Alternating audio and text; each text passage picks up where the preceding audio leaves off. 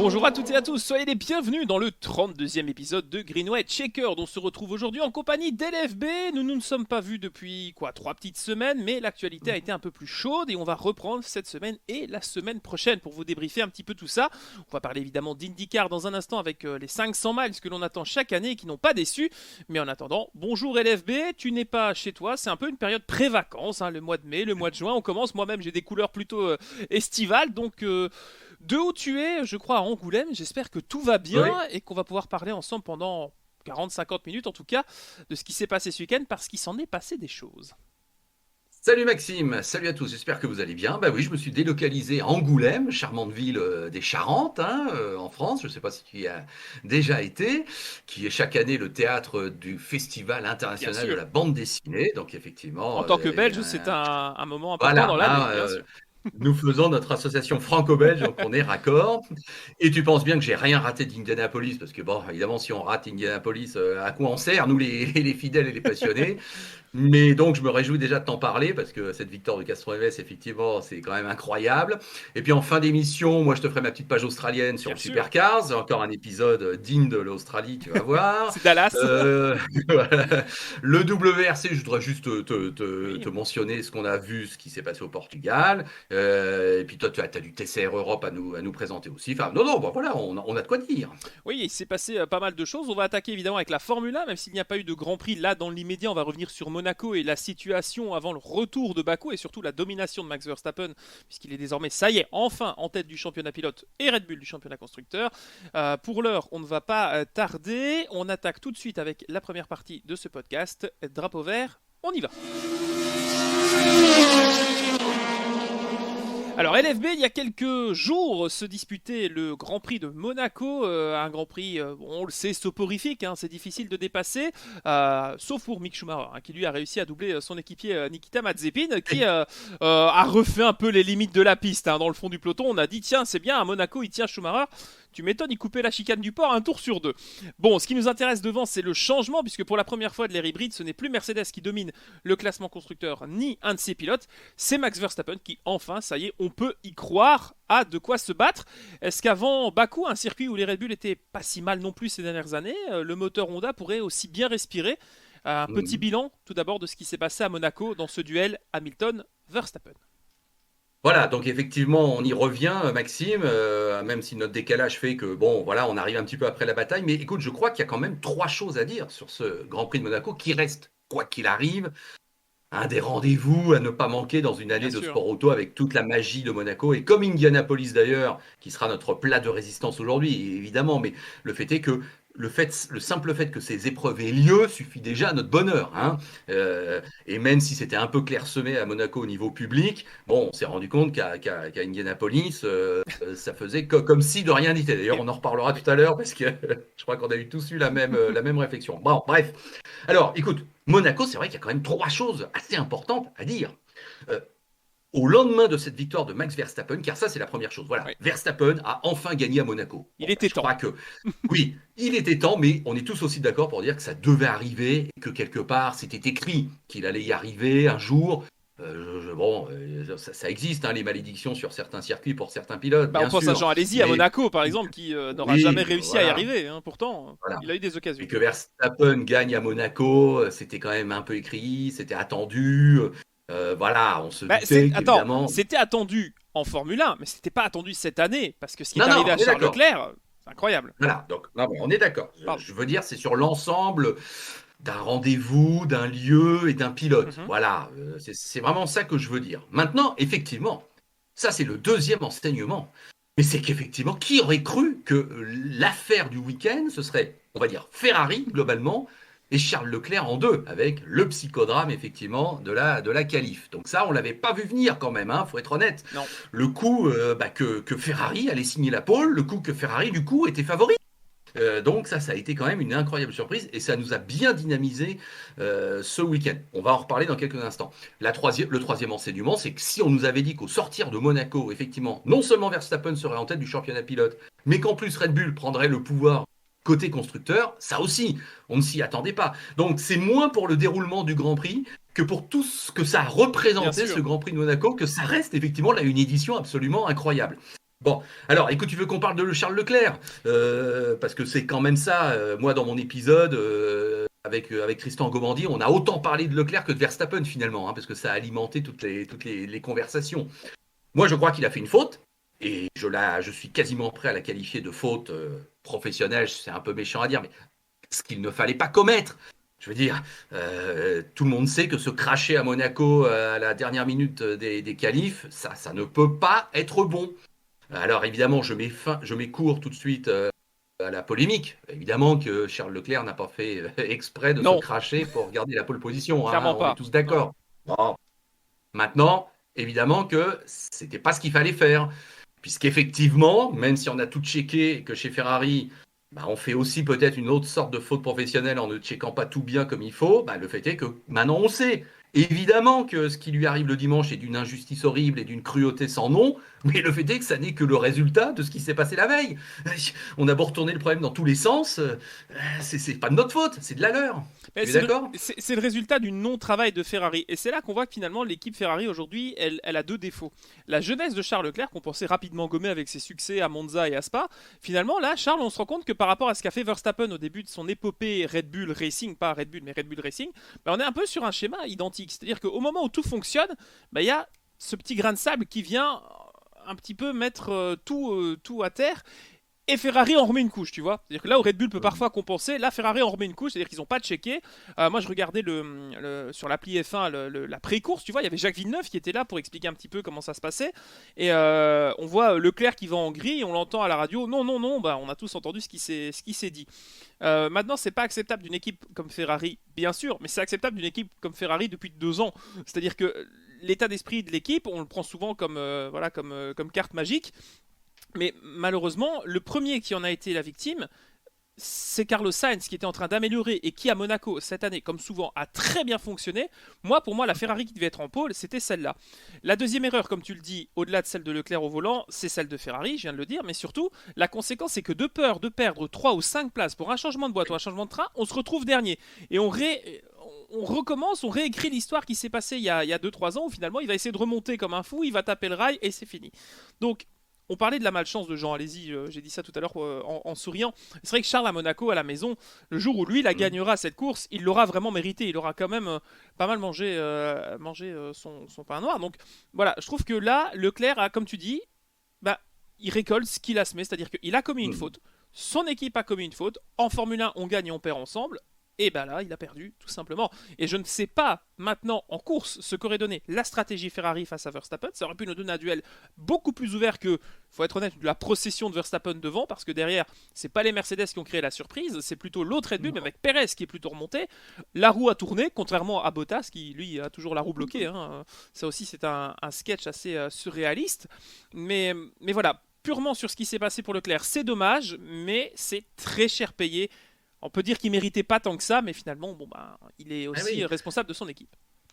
À partir du moment où il y a une sorte de peur panique de perdre 4 places à Mais Monaco, ça, c'est et que Ferrari. Ils ont plus cette oui, confiance. Ça leur manque véritablement. C'est un problème. alors à ce moment-là qu'on assume. Bon bah effectivement, c'est soit la pole, soit rien en fait. Oui, Globalement, c'est c'est ça ça. qu'ils se sont dit. Bon, et bah alors si pour le coup on peut pas démarrer, bah on peut pas démarrer. Qu'est-ce que vous voulez que je vous dise? Vous avez choisi le camp du tout maxi si possible. Et bah à partir de ce moment où c'était un challenge ou un pari, je veux dire, il a échoué. Donc évidemment, on avait tous été déçus pour Charles Leclerc parce Oui, qu'évidemment, bien sûr. comme on aime tous le petit prince de Monaco qui bénéficie d'une cote Ah, il d'amour a un tout à fait capital sympathie justifiée. énorme, Charles. Il faut Voilà, être honnête, oui. incroyable. Quoi qu'il fasse, Hmm. globalement on l'aime et on est pour lui. Bon, donc là évidemment, c'était pas ce qu'on voulait pour ce Grand Prix où on l'attendait devant et on voulait voir ce que ça allait donner et où on se mettait à arriver d'une victoire Ferrari. Quand on le voit rentrer au stand piteusement et abandonné, c'est vrai que la C'est course n'est dur. pas décapitée. Mais c'est vrai que là, c'est vraiment quelque chose qui tombe sur les épaules de tout le monde. Mais comme on le fait là, avec un peu de recul, bah oui, non, je suis désolé. Effectivement, il y a eu une sorte de cascade aussi Hmm. d'action et de réaction qui fait que devait sans doute arriver. Et quoi qu'il arrive, il fallait pas que Charles sorte à la Non, fin de la qualif. On en revient à non, ça. Voilà, l'erreur donc, de base, l'élément déclencheur, c'est quand même sa faute en voilà, piste. c'est ça.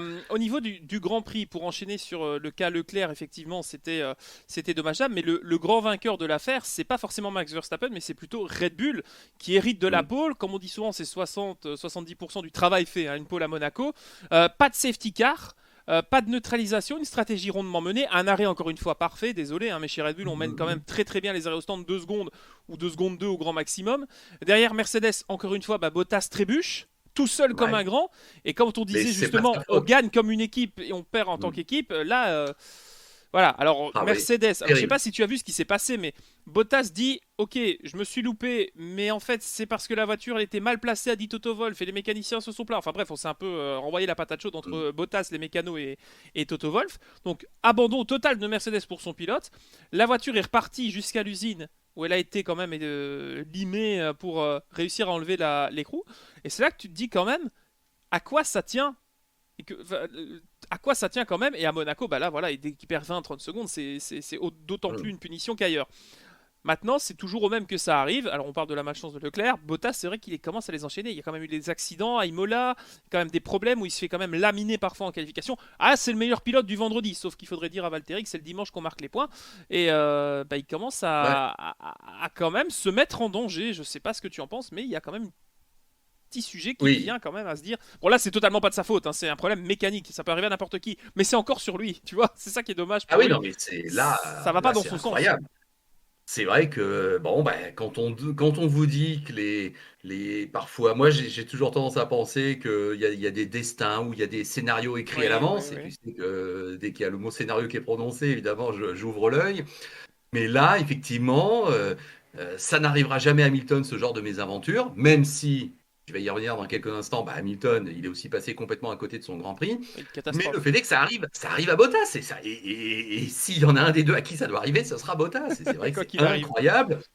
Et c'est vrai que Mercedes, alors quand Mercedes se plante dans les stands, hein, depuis 6 ans, on va dire, alors à chaque C'est fois, c'est radical. Ah méga ouais. spectaculaire. Alors là, on a droit au drame absolu à chaque fois. Hein. On revient pas sur Sakir l'an dernier, Ah ouais, non. mais là, le fait qu'on n'arrive pas à enlever une roue, que 3 jours après, on y arrive tout juste à l'usine, Mais c'est dis-toi que incroyable. Ferrari Ouais. est quand même venu aider Mercedes à la masse, à taper vraiment, Mm. comme on dit, au marteau et au burin pour essayer de la retirer, cette roue. Ils y sont pas arrivés, quoi. Ouais, C'est tout à fait. vraiment assez surprenant.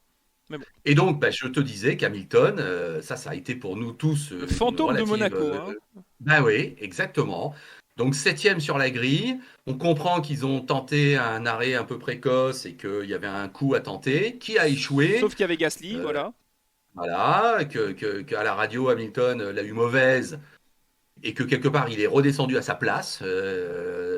Mais effectivement, voir un Hamilton septième, largué, transparent, n'apportant rien en plus, mais ne dégageant aucune aura. Un peu Et hautain en plus effectivement, sur les réseaux en sortant en disant ouais bon on oui. perd ensemble quand c'est l'équipe mais quand on gagne c'est parce que j'ai bien conduit. Ça a quand même titillé pas mal de monde. Mais c'est vrai qu'il n'est pas comme ça habituellement. Ou en tout cas il enrobe bien les choses quand ça marche, mais quand ça marche pas c'est j'ai gagné pour Mercedes, quand on perd Mercedes et moi avons perdu. Tu vois un peu cette nuance qui est Ouais. souvent remise en avant. Mmh, Quand ça va mmh. pas c'est Non, pas non, là, forcément ma faute quoi. voilà, non, il est tombé de haut. Mercedes, la mauvaise, avec aussi cette histoire d'aileron arrière qui se Oh oui plie. ça Bon, on est tous on au pourrait vous courant en de faire un long la, sujet de hein, la cette polémique. Ouais. explication. Et le fait est que le rendez-vous qui arrive de Bakou, l'Azerbaïdjan, semble être une sorte de super Monaco. Hein, c'est un peu Ouais, ça mais qu'on a envie de pour se Red dire. Bull, ça a toujours bien fonctionné, à part quand Ouais, Ricardo et Verstappen ne sont pas entendus, mais au-delà d'un accident, ça a toujours bien fonctionné. Et Perez, il est pas voilà. mauvais sur ce genre de circuit où l'expérience est importante. Donc je pense vraiment Mmh. que là, Hamilton, il doit garder. Parce que, tu vois, je prends un exemple qui parle pas peut-être à grand monde, mais à l'époque Audi au Mans, attention, c'est complètement autre chose, mais Audi était impeccable, tu vois. Les voitures tournaient bien, il y avait souvent 2 ou 3 voitures à l'arrivée, c'était imperturbable. Mais dès qu'on les mettait un petit peu en difficulté, ils s'embrouillaient totalement. Et là où ils Mmh. tenaient, tu vois, Mercedes, bon, c'est facile comme comparaison, mais là où Mercedes tenait Red Bull à une demi-seconde, 2-3 dixièmes sans trop se fatiguer, là, il faut commencer à montrer qu'on sait piloter avec une voiture qui est plus forcément la meilleure, ou en tout cas qui n'exploite pas bien le règlement, parce que selon Mercedes, c'est uniquement grâce à l'aileron arrière de Red Bull et à son rake que ça fonctionne aussi bien. Bah Mmh. oui, les gars, c'est pas toujours dans votre sens que ça marche, et c'est ça aussi la Formule 1. Donc, parmi, Alors, parmi Oui, les vas-y. bons élèves, Perez justement chez Red Bull, pour compléter le top 4 Mercedes Red Bull, qui a quand même gagné quelques positions et qui a fait un très beau Grand Prix. Franchement, je trouve que le plus jeune podium de Monaco avec quand même Sainz qui fait podium, ça c'est quand même une super récompense pour lui au-delà de ne pas avoir eu la pole. Verstappen, il gagne, encore heureux, et Lando Norris troisième Bah oui. avec une McLaren qui était magnifique. Je trouve que vraiment là, ce Grand Prix hors Mercedes, tu vois, on dit souvent que serait la F1 sans Mercedes. Je trouve que finalement ce podium il a de la gueule et ça nous rappelle des beaux souvenirs avec McLaren, Ferrari et Red Bull. Tout à fait. Non, non, bah pour conclure, on a tous été contents de la deuxième place de Sainz qui vient en quelque sorte quand même symboliser le fait que Ferrari là, semble être revenu à un niveau plus qu'intéressant. Et d'ailleurs, c'est peut-être même aussi bah, la grande promesse des Grands Prix à venir. Espérons. Si Ferrari pouvait effectivement se mêler à la bataille et qu'on n'ait non pas une bataille à deux, ce qui est déjà bien, mais en plus à trois, sur certains coups d'éclat, ce serait génial. Tu sais comme moi que j'ai parié que Norris gagnerait son premier Grand Prix cette année, donc là, on ne Je peut que maintiens cette idée constater qu'il aussi. est... Voilà. Accessite aussi à Gasly, super solide, bien Qui a évidemment. résisté Perez à qui était Hamilton. bien. C'est Voilà, pas c'est ça. forcément facile. Euh, et puis, bah, écoute, t'avais peut-être entendu ce que je disais avec Tristan Gomandi. Bah oui, on Oui. s'inquiète, nous, d'un Ricciardo complètement largué sur ce Grand Prix de Monaco. Bon, ça remet pas en question la valeur de Ricciardo, mais là, c'est très étonnant quand même qu'il ait été à ce point-là largué. Il y aura un changement de Et, châssis hein, de la part de McLaren ouais, pour la prochaine voilà. épreuve. Donc voilà. Et nous en avons aussi conclu que chez Renault, bah, merci Ocon, parce que le Ah oui. Fernando Alonso, là, n'est nulle part. Et effectivement, c'est un peu inquiétant. Voilà ce Esteban, que j'ai pour envie moi, de est te... la bonne surprise de ce début de saison. En tout cas, Hum, une des bonnes hum, surprises. Il répond présent, il tient tête à Alonso, il est souvent, quasiment souvent devant lors des qualifs et en course, il fait pas de faute. Donc Esteban, pour l'instant, hum. très bon CV depuis le début de l'année, même s'il a fait quelques couacs l'année passée. Cette année, franchement, très bonne surprise pour lui. Et et si j'étais très honnête, Maxime, je te dirais, pour les seconds couteaux, que j'ai trouvé que Latifi était au niveau de Russell à Oui, Monaco. ce qui n'est Alors, pas je pars toujours du le principe cas. Mhm. que Monaco est un révélateur quand même de talent et de valeur intrinsèque. Oui. J'ai trouvé Mazepin, bah, quand faut le dire, faut le dire. T'as été un peu vache avec lui, mais t'as pas tort, bien sûr. Mais ce que je veux dire, c'est non, Mick Schumacher a semblé plus laborieusement en difficulté que Mazepin, moi Oui. je trouve quand même. Oui, Hein, donc, Mazepin s'en oui. est bien sorti, mais faut pas commencer à s'exclaffer dès qu'il fait les choses comme il devrait les faire initialement. C'est ça aussi, faut C'est garder ça, une oui, certaine oui. mesure. Mais c'est vrai que Mm, voilà, on se disait en début de course, ah oui, l'écart avec Mazepin et Schumacher, c'est toujours ce que tu regardes dans le coin de l'écran de ta télévision. Et là, je me oui, disais, c'est ça. ah, 2, 3 dixièmes, ça va, le garçon, il est pas mauvais parce que c'est une voiture qui est très compliquée sur un circuit dangereux comme ça. Les blagues de Mazepin qui finit dans le port, on les a eu pendant tout le pré-week-end et la semaine qui précédait le Grand Prix. Mais finalement, oui, ok, il a coupé quelques fois la chicane, comme toi tu le fais en jeu vidéo pour garder l'avantage et garder le contact. Mais globalement, oui, il a pas fait de faute, il a fait un week-end correct. Et on n'était pas nombreux à avoir parié sur un week-end sans carbone pour Mhm, Mazepin. Donc mhm. bravo à lui d'avoir fait ce qu'on attendait de lui. Moi, j'en dirai pas Voilà, plus. c'est ça. Non, mais t'as raison, c'est ça. Voilà. Bon, bah écoute, moi, voilà ce que je crois qu'on peut dire sur Monaco, qui Mhm. nous a quand même apporté beaucoup de questions et qui nous a quand même bien fait parler. Et c'est vrai que du coup, ce rendez-vous de Baïkou, au moment où on parle, ben voilà, on se prépare tous pour. Je pense qu'on n'aura pas un Grand Prix au rabais à Bakou, si tu vois ce que je veux dire. Oui, bien sûr, ouais, elle est facile, mais en même temps, c'est vrai que là, certains vont vendre très cher leur peau. C'est sur ces bons mots que l'on va saluer aussi la petite performance de Vettel qui était bien hein, tout le week-end. Hein. Il a bien piloté Oui, aussi parce que j'oublie. Mais oui, voilà, en, j'essaie de faire en le le tour dans ma disant, tête, mais c'est vrai que Vettel mais là, il non, nous a fait un beau week-end. Faut être honnête. Hein. On le mentionne pas, je mais me disais. c'est pas cool. Mais non, mais j'oubliais. Tu vois, tout à l'heure, en parlant de Norris Gasly, je me dis, attends, mais il y en a un autre. Parce que Eh voilà, oui, le le problème, c'est top que c'était 5 il il y a était 10 jours. complété par Pepper Bah oui. Vettel. Ben voilà, bah Vettel, là, à Monaco, puisque je pars de mon raisonnement que oui, oui, ça met en valeur quand même un peu certains pilotes. Et bah oui, Vettel, ça a fait plaisir à tout le monde, qu'il a été super solide et que c'est un bon résultat et que ça fait quand même deux grands prix qui Oui, semblent être régulièrement enfin, maintenant plutôt devant Stroll. enfin, Ouais. il a la Aston Martin bien en main et c'est tout le Mm. mal qu'on lui souhaitait parce que voilà. Après, il a salué aussi la performance de Leclerc à l'issue des qualifications. Il a dit bravo à Ferrari pour leur pole. Bon, voilà. Espérons que Vettel puisse faire encore de bons résultats cette année, mais je n'en doute pas. Et surtout, on verra à Bakou ce que va donner ce deuxième tracé urbain. C'est vrai que ça fait un bout de temps qu'on n'y est plus allé. Et bon, deuxième possibilité pour Mazepin de rendre un bon bulletin sur un circuit difficile. Mais je parierais quand même sur un petit souci au virage 9. Tu sais, le château là. Oui, je vois bien du Urucali dans le Pirelli intégré, tu vois. Bon bref, on d'accord. va arrêter les mauvaises langues avec Mazepin, il en prend assez sur la tête le pauvre garçon. On va enchaîner sur bien plus de joie et surtout bien plus de dépassement parce qu'il n'en a pas manqué. Eh bien, c'était les 500 miles d'Indianapolis ce week-end. On revient sur la grande épreuve américaine tout de suite dans la partie White Flag.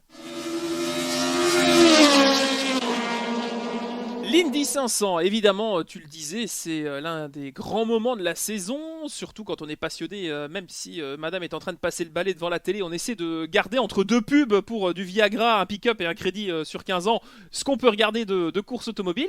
Mais force est de constater qu'on a eu, alors avant de parler de l'épreuve, je voulais juste parler de la couverture avec Jimmy Johnson, Danica Patrick, je trouvais que c'était assez intéressant comme consultant, ils sont quand même plutôt dans leur truc, donc moi j'ai apprécié le commentaire, j'aime toujours parler un petit peu de ça quand on parle d'une épreuve occasionnelle, mais je ne sais pas ce que tu en as pensé, où tu as suivi l'épreuve, je sais qu'en France c'était évidemment diffusé sur Canal+, avec Renaud Derlo Ouais, notamment, mais voilà, je j'ai sais regardé sur que Canal. Ouais. voilà, sur Canal vous avez quand même une très belle couverture, en Belgique c'est plus compliqué, donc les 500 miles évidemment, la jeunesse, qui allait triompher, qui allait être le nouveau vainqueur, eh bien aucun, ils ont tous terminé derrière, j'ai envie de dire Elio, quand même, fallait s'y attendre, la dernière victoire c'était 2009. Ouais, Tu incroyable. Alors, aurais ça parié fait. sur Castroneves? Ah non, Pas non, du bien tout. sûr que non. Voilà, soyons honnêtes, nous on Bien sûr attendait que non. Vicky, Palou, ceux-là, ou Howard, mais sur. Alors, oui, on va reparler de Simon aussi, mais franchement, Hmm. d'où il sort? Enfin, vraiment, Ouais. qu'est-ce qu'il nous a fait? Mais c'est ça aussi la magie Alors, des 500 miles, quoi. écoute, Dieu sait que j'adore Castroneves et tout à l'heure je développerai quelques arguments pour dire que ce mec, je le trouve fabuleux. Mhm. Mais honnêtement, depuis 3 ans, allez, 2 sur 3, faut être honnête, Castroneves est un has-been. Ah, c'est Marco Andretti, Euh, hein, il est là pour, voilà, voilà. pour s'occuper. Il n'est plus chez Penske. On le place avec Acura, on arrive à le placer pour le Oui, c'est programme. Le juste. programme s'arrête avec Penske. Il rebondit en mode, effectivement, je vais m'engager à Indianapolis une fois par Oui, an, comme le c'est une font. pige, hein, c'est une pige, faut pas oublier que il C'est fait pas le ça. championnat, c'est ça qui est fou, quoi. Voilà. Alors, quand ce sont des grands noms comme lui ou Canaan, évidemment Oui. qu'on on les accueille à bras ouverts et qu'on dit que c'est normal. Mais on se rend bien compte que ça n'est plus qu'un contrat d'une course dans l'année, que ça galère pour se placer ailleurs et que qu'on le veuille ou non, ils ont plus de 40 ans et que quelque part leur carrière elle est derrière eux plutôt que devant. Clairement. Donc Castroneves depuis 2 ans, bah oui, on a le sentiment que Penske n'en a plus besoin et que façon un peu Montoya ou Canaan, bon bah il fait partie de ces glorieux anciens qui vient chaque année se rappeler à notre bon Mhm. souvenir, mais que c'est plus le même niveau qu'avant et que, bon, voilà quoi. Tu sais que je suis picousé au golf. Au golf, on a le même phénomène. Quand tu as gagné un tournoi du Grand Chelem, tu es invité à vitam aeternam, Oui. à refaire ce tournoi du Grand Chelem. Donc on accueille les grands anciens avec déférence et avec joie, mais enfin, ils sont nulle part dans le classement.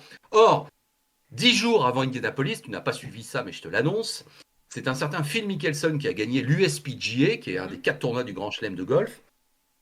Phil Mickelson, 50 ans, qui est devenu le plus âgé des vainqueurs de tournois de Grand Chelem en golf, et 20 ans aussi après sa première victoire sur le circuit américain. Bon, comment ne pas y voir une sorte de parallèle, puisque donc Castroneves est exactement la même chose, 46 ans, l'expérience, le savoir-faire, et qui gagne 20 ans après sa Oui. première victoire et 12 ans après sa dernière. Alors, Bon, je sais pas quel est donc le plus effectivement, grand quelle écart entre histoire. deux victoires à l'Indy 500. Ça doit pas être tant que ça, mais je trouve que c'est quand même pas mal, hein. Ouais, je crois que c'est Foyt. Je dirais Vraiment, Foyt, oui, parce qu'il première était la très âgé à sa néerlandaise. dernière, hein, Ouais, ouais, ouais. c'est ça. Mais c'est vrai que j'ai pas vérifié. Mais bon, en tout cas, ce qu'on s'est aperçu dès les essais, c'est qu'effectivement, il était bien. Puisque moi, Oui. quand j'ai vu la liste de Fast Nine, comme on dit, hein, ceux qui Mhm. allaient se battre pour la pole position, que j'ai bien vu comme tout le monde que les Penske n'y étaient pas et que Simon était largué sur la grille et que ça me faisait mal au cœur, évidemment, mais Ouais, je ça a vois dû. Castroneves. J'ai pensé à mes amis Oui, français parce que là, je me suis c'est dit, ah, ça. quel dommage. Ouais. Mais c'est vrai que je me souviens avoir dit, Castroneves, ah ouais, ah, il a encore de beaux restes, incroyable, là, bravo. Et dans les 100 premiers tours, je le vois bien dans le top 10, 8, entre 8 et Oui, 10. naviguer. Et voilà. Et là, ça me fait plaisir parce que je me dis, bon, ben, je suis content pour lui. Et puis plus ça va et plus tu vois qu'il va se battre pour la victoire. Et là, bah, je te cache pas que oui, je préférerais à la fin que ce soit Castroneves qui gagne plutôt qu'Alex Palou, même si je trouve que Palou a fait une super course, tout comme Viquet a fait une Oui, bien super sûr. première partie de course. Howard était là et que McLaughlin, je croyais aussi que McLaughlin Bah, allait pouvoir faire quelque chose il parce qu'il était au était niveau très de constant. Castroneves, ils étaient pas loin Ouais, dans le classement, ils jouaient un peu ensemble au milieu de course, donc oui, voilà. oui, oui. Donc, j'étais prêt à vraiment accueillir aussi à bras grands ouverts la jeunesse triomphante. Par exemple, Vicky, dans la foulée de sa victoire à Ah, clairement. Indianapolis, je le voyais vraiment très bien. Mais à partir du moment où j'ai vu que Castro Neves rentrait dans le match, bah moi, évidemment, par une question de génération, par une question de scénario, j'en suis encore tout tremblant de sa victoire. Mais quel moment de sport fabuleux! Et comme je trouve que ce mec est génial, ça je te le dis, et Oui, je bien l'ai sûr. interviewé une fois, je l'ai raconté dans l'épisode de la semaine. Oui, j'ai interviewé Castroneves une fois dans ma carrière et j'en suis fier. Et ben, ce mec est un showman, c'est Spider-Man plus showman. Et ce qu'il nous fait à la fin quand il est À la en pied, qui grille, remonte à les grillages à oui, 46 ans, il faut y grimper, hein. Bravo monsieur. Hein. Non, non, voilà. Donc pas il le mal. fait. Et ensuite le footing pour aller saluer Ah la oui. tribune principale. Mais quel moment de communion fabuleux! Et le Et il se... public. Mais oui, Le public était écoute, là. Voilà. voilà, il tombe dans les bras de tout le monde, il maîtrise tout, il Ça, c'est vrai. maîtrise son émotion, il maîtrise le show par rapport aux caméras, mais c'est en même temps, c'est pas du cinéma, mais quand il rencontre Mario Andretti, mais qu'est-ce que Mais c'est oui. génial ça, hein, t'as vu un peu? Ah, disons, Mais que tout le monde, d'émotion. enfin, quand tu vois Power et tous ceux qui passent, qui font oh trop bien, Oui, c'est comme si c'était pas vu depuis 15 ans des anciens compagnons c'est d'armée ça. ou quoi, ou d'école qui se retrouvent.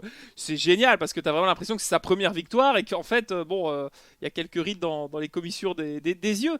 Mais ça n'enlève pas qu'effectivement, ça donne toujours ce côté vraiment. Il faut de l'expérience pour piloter ce genre de bagnole. C'est pas de la Formule 1. C'est ça aussi qu'on voudrait aussi faire passer comme message. Enfin, je suppose que tu es d'accord. Une Oui. Indy, c'est forcément plus simple. C'est moins électronisé. Tu gères ton fuel, tu gères un peu ta répartition, etc. Mais globalement, c'est du pilotage pur et dur. Et il y a que les vrais bons qui, avec l'expérience, arrivent à être devant. Effectivement, il y a des jeunes surdoués, heureusement, comme dans tous les sports mécaniques. Mais voilà, c'est vrai que là, ça aurait été lui, comme ça aurait été Montoya, Canad, Sato est revenu. Alors Sato, il a plus 20 ans non Oui, plus. Sato, hein, Sato qui a quand ouais, même mais fait une belle performance, qu'il a déjà gagné 2 fois, enfin qui était justement champion le en tenant du titre. titre. Donc Hmm. voilà, je me dis que tu peux voir un gars de 46 ans qui se bat avec deux mecs en face qui ont juste son âge cumulé, quoi.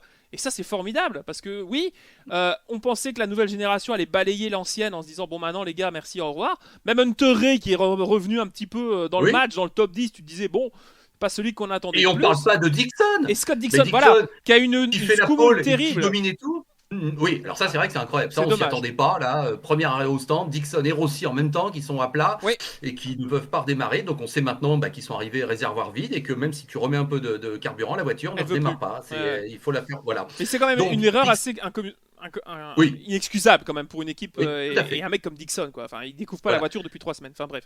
Mais bon, il avait dominé comme rarement on a Oui. dominé les séances d'essai, la Ah qualif, oui. le warm-up. Je vais pas dire que Bon, bah c'était pour lui Dixon. parce que t'as toujours un doute sur 200 tours, mais quand même il hmm, était pour moi parmi le top 5 des favoris sans hésiter ouais, quoi, clairement. voilà, Eh tout oui. à fait.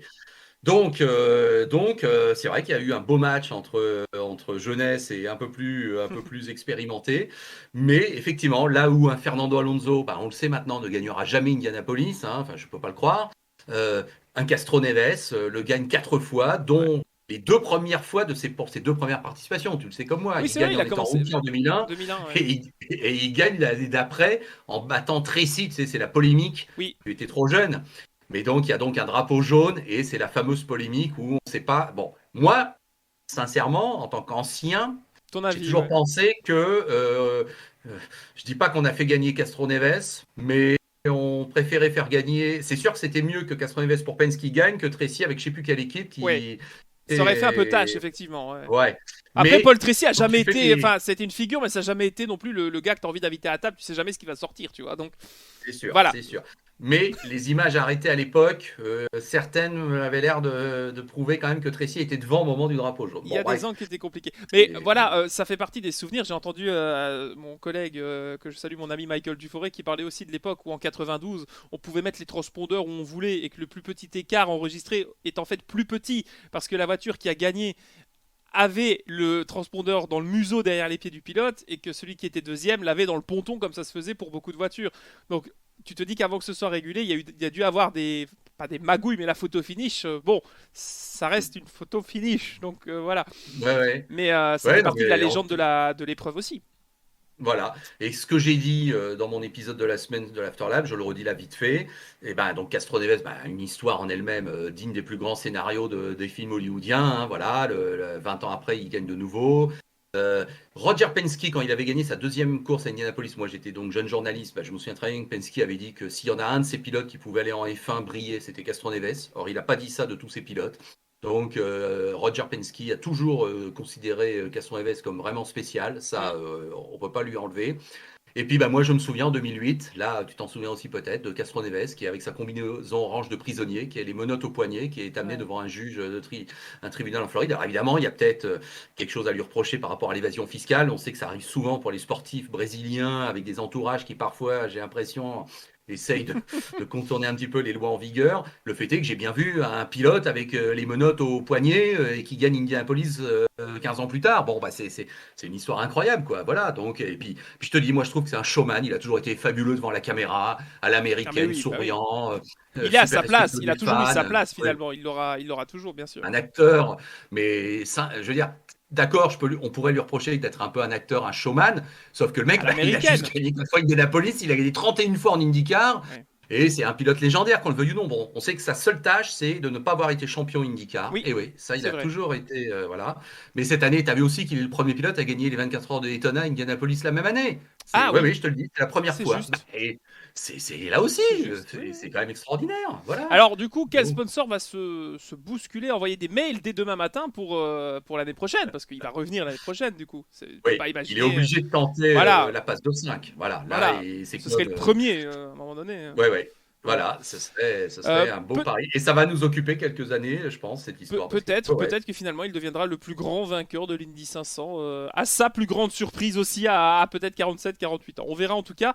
Mais petit message aussi, tu parlais des bons pilotes, il y a aussi Dali qui a fait de belles choses et Oui, la frayeur quand même de se prendre un pneu sur l'avant de la oui, bagnole. On est ouais, content ouais, pour ouais. Non, non. l'aéroscreen quand même, parce que ça, on doit en parler malgré tout. C'est une course qui a été plutôt calme en termes de neutralisation. Il y a eu quelques, bon, les pilotes ont eu des problèmes de frein à l'entrée des stands, ça a été très très bizarre, très surprenant parce que ça n'a pas été le cas lors des essais et plutôt Hum, dans l'épreuve. Mais c'est vrai que cette sortie de piste et ce pneu, cette roue qui vole. Bon, désolé, on a repensé à Wilson, à Surtees, enfin, ouais, on ouais. a tous vu cette image, mais là c'est vraiment le pneu, le moyeu, la roue complète, quoi. Donc c'était vraiment effrayant. Euh, Ça a fait peur, oui. Même voilà. si, donc, on a bien vu que là, ça avait été favorable, si j'ose dire, le rebond. Ça vient toucher le museau avant. Et c'est en fait c'est Euh, l'équipe de Rahal, pardon, hein, mais l'équipe hum, de Rahal qui n'a pas bien resserré la roue et en sortant il ouais, perd la alors roue. ça, Hein, attention, voilà, c'est comme ça, voilà. c'est pas une Et roue complètement arrachée. Hein, voilà. précisons tout de même. Dans la réaction à la télé américaine de Graham Ah Rahal, oui, qui là, et là, on voit qu'il y a un effort surhumain de diplomatie à oui, l'américaine qui veut qu'effectivement on reste intime et qu'on s'exprime de manière globale. Mais là, on tu sent que le sens qu'il Graham l'a là, Rahal, ouais, ouais. On a le bien senti. mécano qui a pas bien resserré la roue, là, je peux te le dire, là, Ah ouais, ils iront pas en il a vacances envie de ensemble. il a envie de se le faire, celui-là. Oui, tout à fait. Enfin voilà pour Moi, je quand même voulais un dire défait de que course. ouais, et je voulais conclure en disant que Simon Pagenaud nous a fait une course assez Ah incroyable, voilà. où globalement, il a été nulle part dans les 100 premiers tours, puisque moi je le voyais loin. Ouais, il Oh là là, naviguait, tu sais, oui, quand tu 25, regardes 30e les. place même. Hein. Oui, il Oh là devait être là, très oui, loin. Ouais, ouais. sa voiture évidemment reconnaissable entre mille, tu Oui, la vois loin dans le peloton, tu dis c'est pas vrai, là ça le fait pas, il revient pas, il n'a pas la voiture, parce qu'à Indianapolis, il n'y a pas de miracle non plus. Je veux dire, à un non. moment donné, soit tu as une fusée, soit tu n'en as pas, donc si tu n'as pas une fusée, tu peux pas jouer la victoire. Or, je dis pas que là, il a failli mentir. Enfin, il a failli nous faire mentir parce que il n'a pas gagné. Voilà, il n'y a pas eu de miracle. Non. Mais le fait est qu'il nous fait une fin de course extraordinaire et que s'il avait fallu qu'il y ait 5 tours de plus, je me demande si on pouvait pas arriver à ce qu'il mette tout le monde Mais d'accord. bien Bon. sûr, parce il faisait partie de ceux qui ont ravitaillé plus tard, je crois 176e tour de mémoire, 178e. Et à la fin, il était pied à fond, quoi. Donc, et la voiture était Ouais. plutôt à l'aise, comme il disait, en peloton. Donc, c'était une Mm. bonne surprise, Bon. mais belle remontée quand Donc, même. écoute, ouais, voilà, il faut Faut mettre à la son saluer. crédit le fait qu'il a pas lâché. D'ailleurs, il l'a dit, il a tout donné, même au-delà de ce qu'il avait donné. Donc, tu vois, dans son communiqué officiel, il exprime vraiment l'idée d'avoir dépassé encore quelque chose, alors que c'est juste un ancien vainqueur. Mais ça va lui faire un bien fou et il nous a quand même animé la fin de course. Alors, évidemment, on focalisait plus sur Palou qu'à son invest devant, surtout qu'il y avait du trafic. Ouh là Oui. là, c'était vraiment tendu. Mais derrière, la menace Pagenaud, elle existait vraiment. Et 2 ans après sa victoire, faire 3 à Indianapolis, bah, on peut que dire chapeau bas, Simon, et bravo, quoi. Bah, c'est maintenant une des références de la discipline. Il n'y a plus aucune inquiétude à ce sujet. En tout cas, bah oui, les Français un peu plus discrets effectivement, mais bon, Par rapport à Sébastien Bourdet, tu veux dire voilà, c'était un peu décevant, mais bon, on s'y attendait malheureusement il pour y a ça. eu un pari d'un arrêt au stand à Oui, la fin qui se voulait un peu décaler, ça n'a pas fonctionné. Donc il est parti 27, il bah, termine il 26 avait ou que ça à c'est l'inverse, tenter, je hein, sais de toute plus. façon. Ouais, Oui, c'est oui, ça.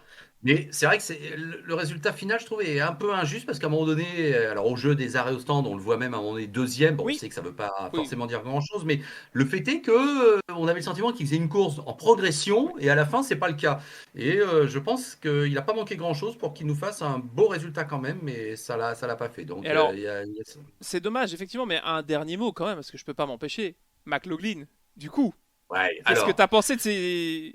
Ah, j'ai hurlé quand Voilà, je l'ai vu faire sa bêtise et lui-même l'a avoué puisqu'il a une colonne en Australie sur un site, donc il a compris instantanément qu'il avait tout perdu. Bah, alors il dit que honnêtement, au niveau sensation, il a rien compris quoi. Il a freiné et la pédale, il n'a pas réussi à pomper comme il dit comme il faut et la pédale, il ne la sentait plus. Il dit qu'il y a quand même eu une raison technique qui fait que il a été un peu trahi par sa machine. Mais effectivement, le mal était fait bien sûr. et il était très très frustré. Alors, il se console de 2 niveaux. Il se console en étant officiellement le meilleur rookie de l'année. Tu sais, Oui, chaque année, il y a des awards et donc il a ce prix, ça compte.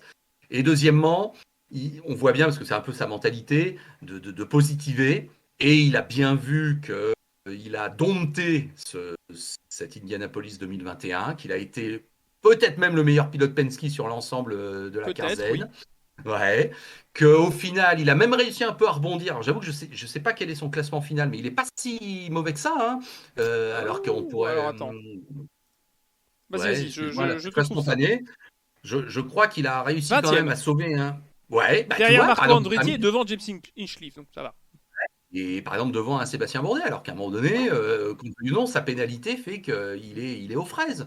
Bon, donc ils s'en sortent avec une sorte de raison qui veut que on a vraiment pas manqué notre première édition, Mhm. mais il y aura beaucoup de regrets parce que je pense il pouvait être au niveau d'Howard en fin de course et il pouvait aller chercher un super résultat. Ouais, ça c'est sûr. Enfin voilà, pour notre ami McLaughlin, qu'on suit toujours avec beaucoup d'intérêt depuis sa transition vers les États-Unis. Voilà pour cette page Indy 500. On a fait un bon bilan de ce qui s'est passé. En tout cas, une très belle épreuve, un beau vainqueur et le show à l'américaine et un public présent. Bref, messieurs les Oui. dirigeants, Alors, juste on pour attend. l'amusement, on s'est donc tous rendu compte que 135 000 spectateurs officiellement, bon, en fait, c'est toutes les tribunes. Mais ça se passe bien, hein. Visuellement, Donc, ça choque pas. Pour oui, moi, c'était comme chaque année. Bon, c'était pas aussi en fait, compact, maintenant mais on sait. on est tellement Mais loin à la non, caméra que voilà. bah maintenant, on sait que sur les 300 000 spectateurs d'Indianapolis, il y en a 150 000, on va dire ça comme ça, Oui. pour arrondir, en tribune, et 150 000 dans l'infield, en mode camping, Mhm. comme à l'américaine. Mais maintenant, on sait que les tribunes font 140 000, voilà, on va dire ça, spectateurs. Elles C'est- font pas 300 000, les Mais c'est, tribunes, mais puisque les c'est, tribunes étaient pleines. mais oui, c'était plein. Donc c'est là, je comprenais pas les espaces où il est trouvé hein, par rapport au Covid. Mais bon, voilà. Et ben Après, donc, c'est ça, c'est qu'il y a le double de spectateurs en mode infield et en mode, tu sais, la ligne droite opposée où ils regardent. oui, oui, oui. Ouais, c'est étonnant parce que là, ça nous a semblé plein, quoi. Mais tellement naturel que ça nous a choqué. C'est ça Ouais, un ouais, peu c'est l'idée. ça.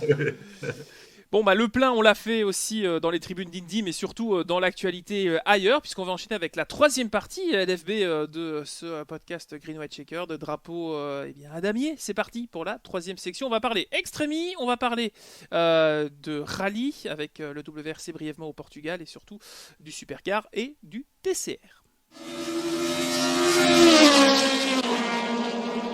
Honneur à toi, mon cher LFB, puisque tu vas nous parler de Supercar, où il y a eu bien de l'annulation dans l'air, un petit scénario, je disais c'est Dallas en introduction pour rigoler, mais ça m'a l'air encore bien compliqué ce qui se passe en Australie.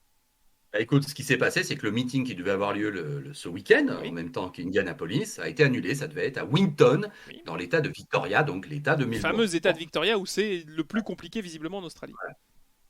L'Australie fait partie de ces pays qui ont décidé qu'il ne fallait aucun cas de Covid, sinon c'était le drame. Bon. Nous, en Europe, faut être honnête, maintenant, on a pris un petit peu le pli. On sait qu'on vit encore avec 10 000 contaminations par jour. Nous, c'est à peu près les derniers chiffres là en C'est France, ça, mais tu oui. sais que c'est monté jusqu'à 40 000 Bien il y a sûr. un mois. Voilà. Bon, ben, en Australie, en Nouvelle-Zélande, dans les pays nordiques, tout ça, on sait, il faut que ce soit 0 cas. Bon. Qu'est-ce qu'il y a eu la semaine dernière? Il y a eu 12 cas nouveaux recensés dans l'état de Dans l'état. Victoria à Melbourne. Voilà. Et là, donc, drame. Melbourne se reconfine. Tout l'état de Victoria est confiné pour 12 cas. Et c'est vrai que je lisais dans certains forums australiens, les types ils disent bon, oui, ok, enfin à Monaco, en Europe, où on sait qu'ils ont des milliers de cas tous les jours et qu'ils font de leur mieux, les pauvres, ben, on fait quand même le Grand Prix de Monaco, quoi. Et il y a Donc à 20 un 000 moment donné, personnes en tribune, donc ça va. voilà. Donc je crois que là où nous en Europe, maintenant on a pris le pli de vivre avec, on va dire ça comme ça, Mhm. bah, en Australie, on n'accepte pas. Donc, l'État de Victoria se reconfine. L'annulation est prononcée pour le meeting de Winton, puisque les équipes donc, ne sont pas autorisées à venir. Donc, tu vois, on en est là pour 12 cas. Et donc, au moment où je te parle, bah, on s'est déjà projeté vers le prochain meeting qui est le 19-20 juin, Oui. qui a lieu dans le territoire du Nord, à Darwin, hein, sur le circuit d'Eden Valley. Bon. Et bien déjà, évidemment, il y a un drame à venir, puisque le territoire du Nord a déclaré Melbourne comme un hotspot, comme on dit. Donc nous, c'est ce on dit une zone, un cluster, enfin tu vois ce que je veux Cluster, dire, oui, une un zone. endroit au risque, oui. Donc le Northern Territory n'autorise pas les gens de l'État de Victoria à venir, sauf s'ils se sont mis en quarantaine de 15 jours avant. Et donc pour résoudre ce problème de quarantaine, pardon, on demande à toutes les équipes d'aller vers Sydney, se mettre dans un hôtel à l'abri, parce que dans l'état de Sydney, le New South Wales, on n'est pas en confinement par Oui. rapport à comme Melbourne. Donc les règles sont moins strictes. Donc le territoire du Nord, lui, accueillerait sans problème les gens venant de Sydney et pas de Melbourne. Tu vois ce que je veux dire? Bon, je te la fais courte. Eh bien, évidemment, il y a pas mal d'équipes qui là disent stop, on fait pas. Parce Mm. que l'an dernier, on s'est mis justement dans des quarantaines un peu individuelles et les mécanos, les gens des équipes n'ont pas vu leur famille pendant Pendant 100 plusieurs jours. semaines, ouais, ouais, ouais. Voilà. Donc maintenant, on arrête les conneries, entre guillemets, et on ne refuse. C'est Erebus, c'est Oui. Klimenko, Betty Klimenko, hein, tu sais, la chef un peu haute en couleur, qui a dit, moi je respecte pas, on reste chez nous et on vient à Eden Valley dans 15 jours, honnêtement, ça va, ça ira. Donc on en est là. Voilà, donc l'Australie, mais c'est pas la faute du supercar, c'est la faute effectivement d'une politique sanitaire super stricte. Le meeting de Winton a été annulé. Le meeting d'Eden Valley aura-t-il lieu? On ne sait pas. Winton serait reporté fin juillet, début août. Oui. Mais enfin bon, tu vois, évidemment, ce pays est affecté par le Covid Disons encore. fin juillet, Voilà. début août, ça laisse 2 mois quand même à Oui. l'état de Melbourne, enfin à l'état de Victoria pour résoudre 12 cas. Ça va, je pense qu'ils vont y arriver. Ça va. Oui, mais ils sont dans un état d'esprit que si demain il y a un cas, c'est le drame. Tu vois ce que je veux dire? Ils veulent 0 cas. Écoute, Donc, sans effectivement, vouloir faire de politique, je trouve ça malgré tout extrême, même si on est réaliste tous les deux, toi comme moi, sur ce qui se passe. Je vois que moi, par exemple, ce week-end, je compte aller aux 24 heures du Nürburgring, je dois présenter un test PCR pour entrer sur le circuit qui a moins de 24 heures. Ça me ouais. paraît tout à fait logique, tu vois, pour garder un événement. Je pense que, voilà, ou alors avoir, comme on le sait, présenté, donc avoir fait le Covid, avoir eu le Covid, et enfin voilà, les procédures sont assez évidentes en Et Europe, mais là-bas, la c'est plus vaccination, compliqué. ça suffit pas. Enfin, toi, tu Alors, t'es pas si, fait si. Alors, vacciner, t'as pas eu. alors, pour la faire courte, il y a trois possibilités. Soit on a eu le Covid, bon, je vous parle des 24 heures du Nürburgring, donc c'est pour Oui. l'Allemagne, hein. Mais soit on a eu le Covid il y a au moins 6 mois et on a une preuve d'un test PCR positif qui date d'il y a 6 mois. Dans ce cas-là, c'est qu'on l'a eu et on peut rentrer. Soit on est vacciné Mhm. d'au moins 2 doses, quel que soit le Ah, vaccin, ce qui n'est les 2 doses. pas mon cas du tout, puisque j'attends pour ma première dose, je me suis inscrit. Et faire le test, justement, PCR en Allemagne. Ah, ah d'accord. Ouais, Et il y ouais. a un Pas site. au. Ah non, moi je peux pas prendre un test belge et l'amener en Allemagne, ça marche pas. D'accord. Et si je veux respecter la loi belge, quand je vais rentrer, donc moi je fais juste le samedi 5 pour voir le départ. Si je veux rentrer en Belgique, je dois faire 15 jours de quarantaine techniquement, puisque je suis parti à l'étranger, dans un pays limitrophe. Et surtout, ce qui est intéressant pour les fans, c'est que le site du Nürburgring a un centre médical qui fait des tests PCR rapides. Donc, en gros, moi, j'ai prévu que j'arrivais vers 7h du matin, tu vois, avant la journée, et qu'à 7h30 ou 40, une fois que je suis garé, je vais aller faire mon test PCR et ensuite le présenter à l'entrée pour entrer au circuit. Sinon, il faut trouver un centre. Bon, mon allemand est assez limité. Euh, Mais voilà, c'est strict, mais c'est pas infaisable, tu vois. Moi qui n'ai pas mis les pieds Mhm. sur un circuit depuis fin 2019, pardon, mois d'octobre-novembre, je vais être content d'y retourner, vraiment. Et je suis prêt à Bien faire sûr. l'effort et de le faire sérieusement. Après, voilà, j'ai une place en tribune, c'est établi, les spectateurs sont limités au site Grand Prix, pour la plupart. Il y a des campings qui sont là autour de la Nordschleife, donc ce sera pas évidemment l'ambiance comme c'est depuis des années, Mhm. mais au moins il y aura du public et ça c'est déjà très bien. On rappelle que le Grand Prix de Leithel l'année dernière était un des premiers Grands Prix à réaccueillir aussi du public en Ouais. Allemagne et c'était plutôt bien géré, donc à voir ce que ça donne. Je ne sais pas, tu as fini ta page Supercar, sinon j'enchaînerai justement sur un Oui. peu le Oui, ah Nürburgring. bah oui, j'ai fini parce que tu vois, il n'y a pas eu de résultat, mais bon voilà, j'ai Voilà, oui, exposé voilà. Mais le petit drame, le nouveau drame australo-australien. c'est Voilà. un scénario un petit peu surréaliste. Je vous parle brièvement des 24 heures de Nürburgring. Elles auront lieu Oui, donc ce week-end, l'occasion pour lancer le championnat WTCR, le championnat du monde des voitures de tourisme, qui fait toujours les courses le vendredi et le samedi en ouverture. Moi, j'y vais par curiosité aussi voir un peu comment ça se passe, mais je vous donnerai un résumé puisqu'on se retrouvera non pas dans ah deux oui, semaines LFB mais la semaine prochaine pour découvrir un nouvel épisode, le 33e de Green White Checker, et ce sera d'ailleurs sur ta chaîne YouTube. Avant de parler des 24 heures du Nurb, parlons quand même Touring Car. Je vais parler un petit peu vas-y. du TCR Europe puisque la discipline a repris. Alors il y a déjà eu deux meetings. Le premier a eu lieu en Slovaquie sur le Slovakia Ring. Ça a été un petit peu un jeu de ski monumental, mais devant c'est toujours les mêmes qui gagnent. Alors pas mal de changements aussi, tu vois, dans les pas mal de transferts. Hein. C'est un peu comme la Ligue 1, mais un peu plus original parce que c'est rare qu'il y ait autant de changements. Les plus significatifs sont tout de même Sébastien Loeb Racing qui a quitté Volkswagen, etc. ces dernières années et qui là a des Hyundai, les toutes nouvelles Hyundai Veloster qui remplacent la i30, donc qui va également débuter en championnat du monde, avec des pilotes comme Mehdi Benani par exemple qui viennent de chez Come2You, qui continue avec Audi, avec ses pilotes. Ça a été compliqué aussi pour Niels Lankevel, le pilote néerlandais qui est parti de chez Come2You, enfin qui a été remercié de chez Come2You pour aller chez Sébastien Loeb Racing. Et donc devant, on retrouve un peu les mêmes, donc les frères Clairé, hein, du coup Jimmy et Teddy qui, avec le team Clairé, engage toujours des voitures performantes, déjà en TCR Europe. Ils ont essayé aussi de tenter le WTCR l'année passée, mais ça n'a pas très bien fonctionné, ils n'ont pas pu y rentrer. Et on retrouve techniquement sur les 23 pilotes, 10 pilotes qui sont vraiment, désolé, bons ou expérimentés qui peuvent se battre. Devant, c'est Mikel Ascona, le prodi espagnol qui continue avec sa Cupra à faire des merveilles. Alors, faut pas dire Seat, il faut dire Cupra TCR, c'est important parce que Cupra est maintenant une marque. Il est pour Voilà. l'instant en tête du championnat, donc il y a eu 4 courses. On rappelle qu'il y a des points aussi pour les qualifications, n'oublions pas, dans cette discipline. Et donc, à l'issue de 2 qualifs et de 4 courses, on a Ascona qui est en tête, devant Mehdi Benani qui est donc le transfuge chez Sébastien Loeb Racing avec la Hyundai, Jimmy Clary qui continue de bien évoluer aussi, Franco Girolami qui est un énième Girolami parce qu'il y a Nestor, enfin ils sont tous Oui. présents, mais il est 4ème devant Gelmini, Felice Gelmini que je ne connais que très très peu. Et ensuite on retrouve les pontes jusque-là du TCR Europe qui étaient aux avant-postes l'année passée, à savoir les pilotes Audi.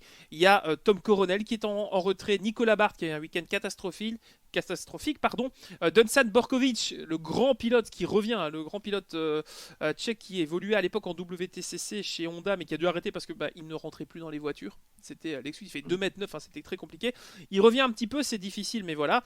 Et derrière, voilà, Sami Taoufik également qui avait fait un petit peu parler de lui l'année dernière. Matteo Mola qui avait été pilote chez DG Sport avec les Peugeot 308 est aussi très très loin. Début de saison difficile pour lui, avec pour l'instant 29 petits points. Donc la situation pour l'instant elle est claire, avec ce week-end les 2 victoires au Castellet, puisqu'il y a eu donc le deuxième meeting en France, pour précision. C'est Teddy Clary qui a gagné la première et Jimmy la deuxième. Des courses relativement disputées, mais relativement difficiles à suivre, puisque c'est Ben Constantinos qui les commente en anglais. Et je peux te dire que là, mon sang ne fait qu'un tour parce que c'est une catastrophe. Mais quand même, j'aime la discipline, Ouais. donc je fais l'effort. Mais voilà, des courses toujours aussi disputées, mais on a vraiment un basculement de génération.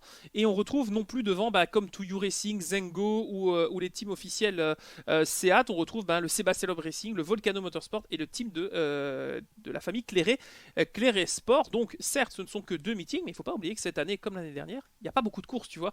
Il y a quand même Non. que un total de.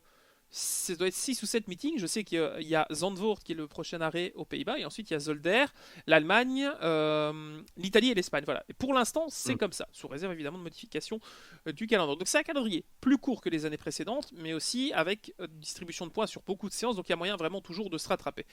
Globalement, la saison est plutôt bien lancée donc pour Mikel Ascona qui est en tête. Les nouvelles Hyundai fonctionnent bien, donc on a hâte de voir ce que ça va donner lors de ce week-end au Nürburgring, même si la Nordschleife, tu es d'accord avec moi, c'est pas vraiment une bonne échelle de mesure hein, pour une voiture, Bon. c'est assez particulier comme circuit.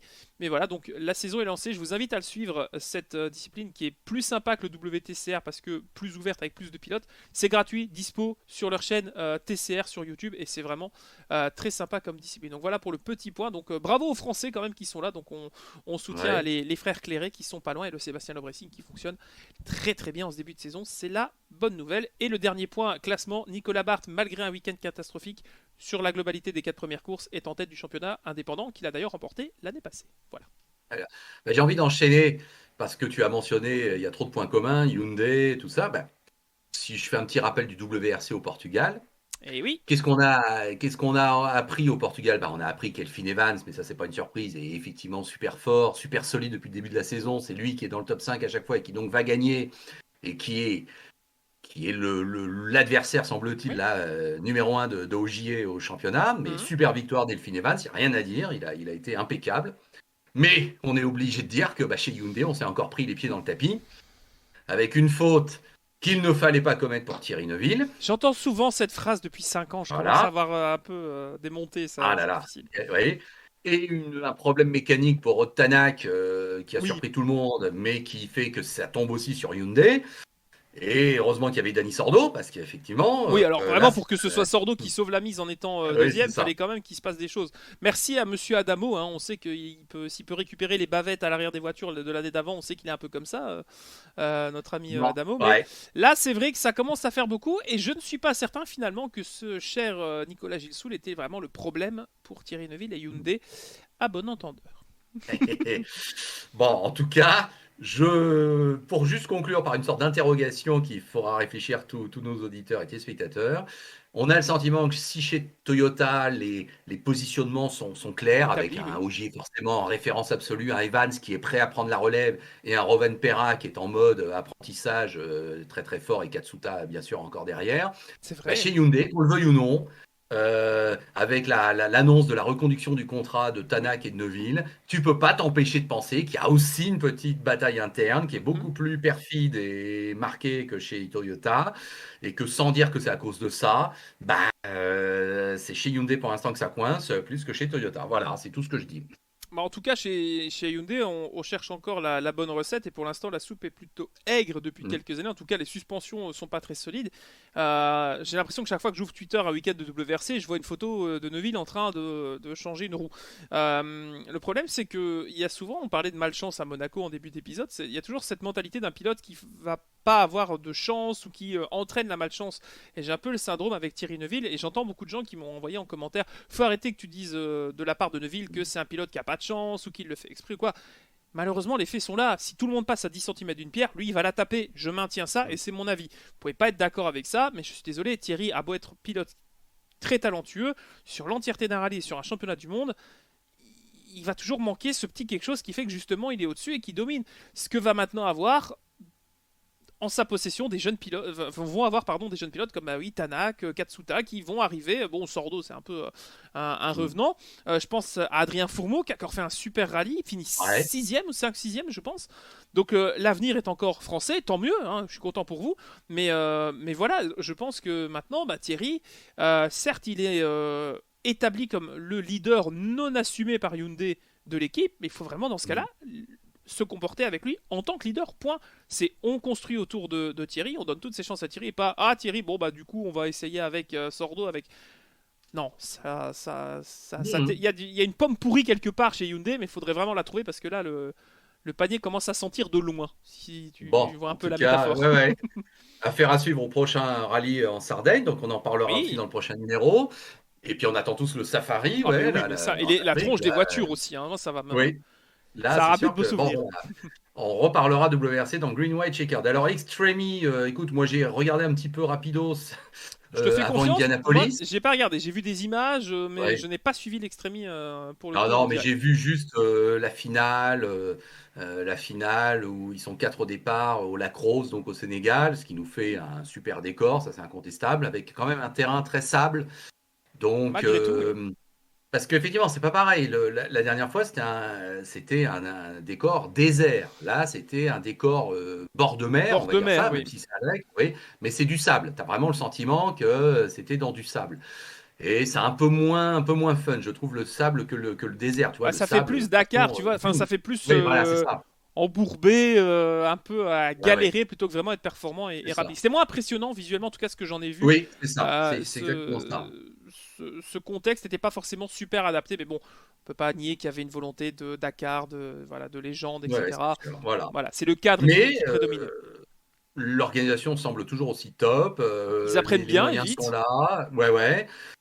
Quand tu vois à l'arrivée que Christopherson gagne, que Nico Rosberg est là, qui félicite l'équipe, qu'il y a les femmes, effectivement, bah ça, moi je dis que ça le fait très Ça prend bien. bien. Et Ça prend voilà. bien. Et puis je rappelle qu'effectivement, quand tu vois Lewis Hamilton, Nico Rosberg, Jenson Button, Chip Ganassi, enfin, Ekström, je veux dire, ouais, ouais. ouais, ouais, voilà, t'as des super noms. Donc effectivement, moi je suis cette première année avec une bienveillance et une sorte d'adoubement que Mm. je leur accorde instantanément. C'est vrai, En tout voilà. cas, l'Extremi aura fait plus que nous surprendre positivement. Elle a réconcilié Hamilton et Rosberg. Je ne sais pas si tu as vu ces images d'Hamilton et Rosberg faisant du jet Ah ski non? ensemble sur un yacht. Ah oui, ils sont Ah partis en bon? vacances Ah en non? famille.